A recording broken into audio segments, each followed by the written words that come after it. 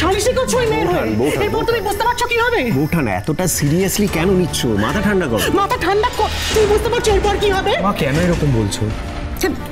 ওনারা কি জানাক? এই দেখো শান্ত শান্ত, আমি তো তোমার পছন্দ করা মেয়েকে বিয়ে করবো।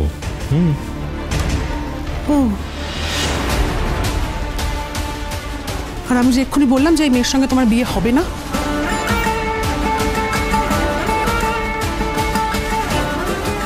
এবারে তো আমার কথার দাম ফুরিয়েছে তাহলে।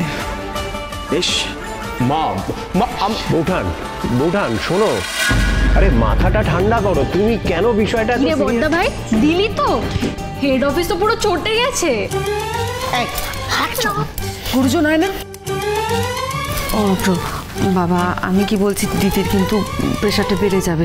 দেখ অনেক মেয়েরই তো ছবি এসছে, সবাই ভালো দেখতে। না না না না কাকু, আই এম ইন লাভ, ভালোবেসে ফেলেছি মেয়েটাকে। এ কি রে বড়দা ভাই, মানে এটাও হয়? তুই ছবি দেখে ডিরেক্ট ভালোবেসে ফেলেছিস? পেকে গেছি। কাকিমণি কি হবে বলো তো?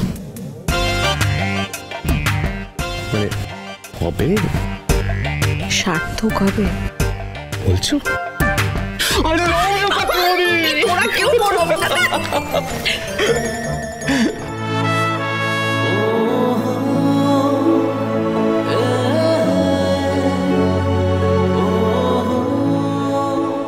লাভ এট ফার্স্ট সাইট।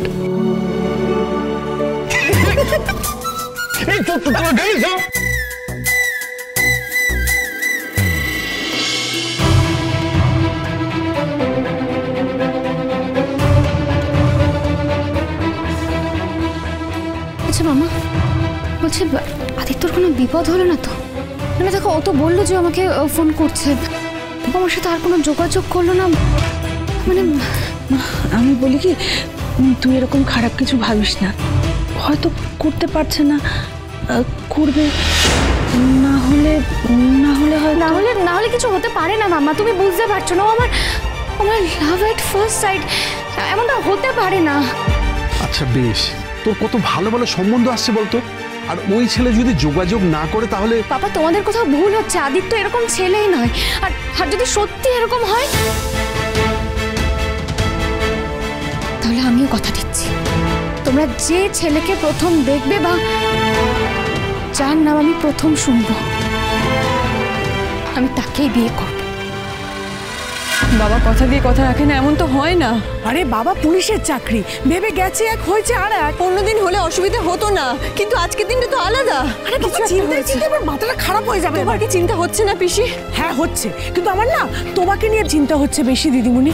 দেখো তোমাকে অত দূর যেতে হবে, পরীক্ষাটা তো তোমাকে দিতে হবে নাকি? সময় মতো পৌঁছতে পারলে তবে তো ইন্টারভিউ। বাবা কেন আসতে পারলো না সেটা আমাকে দেখতে হবে। উফ, একদিকে বাবাকে নিয়ে টেনশন, অন্যদিকে তাহলে কি আমার সব স্বপ্ন ভেঙে যাবে?